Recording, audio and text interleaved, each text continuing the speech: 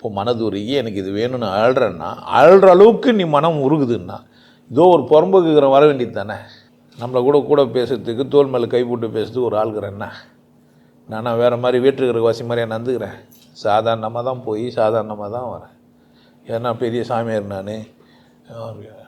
குழந்தாய் மகளே இளம் பதவிகள் வரக்கூடாது, இல்லை மாதவிடாய்கிறவங்க வரக்கூடாது, ஜாதியில் மட்டமானவங்க கிட்ட வரவே கூடாது, துணி தூக்கி இப்படியே தூக்கி போடுறேன் இந்தாண்ணே ஆசீர்வாதத்தை இப்படியே பண்ணுறேன், கட்டி பிடிச்சி வான்னு கூப்பிட்டு நான் கூட எவ்வளோ சந்தோஷமாக பேசுகிறேன்.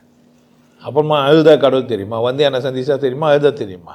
ஏன் அழுவ? என்ன தெரியும்? என்னை பார்த்த பேர் ஏன் அழுவேன்? சோறு தண்ணி இல்லை அப்போ அழுத கரெக்ட் தானே.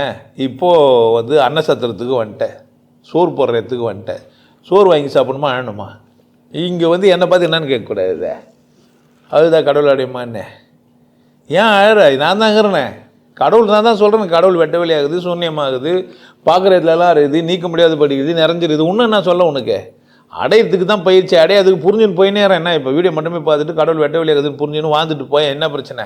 இல்லை வேணும்னா வந்து என்ன பயிற்சி எது மூன்றாவது கண்ணு எப்படியா இருக்குதுன்னு கேளு, நான் சொல்லித்தரேன், செஞ்சுட்டு போ. உனக்கு தான் வாய்ப்பு கொடுத்துச்சு. நான் பணமோ நான் ஆயிடுறேன் இல்லையே, 12 வாரம் வாடா, 50 நாள் வந்து வேலை செஞ்சுட்டு போ. நான் சந்தர்ப்பம் தராமல் இல்லையே, நான் எதுவுமே பிடுங்க மாட்டேன். எனக்கு ஓணும் இங்கேயே இப்படியே யூடியூப்லேயே சொல்லணும், அதான் சாத்தியம் இல்லைன்றேன். நான் என்ன தான் இருந்தாலுமே கணவன் மனைவியுமே இருந்தாலும் நடுரோட்டில் புணர முடியும். அதுக்கு ஒரு முறை வச்சுக்கிறோம் தானே நம்ம. அப்படி தானே?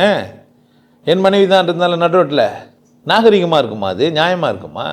எனக்கு தெரியும், நான் யூடியூப்லேயே சொல்கிறேன், எல்லாம் விரல்லையே கட்சின்னு நடக்குது. அது எல்லா வேலையும் விரல முடியாது.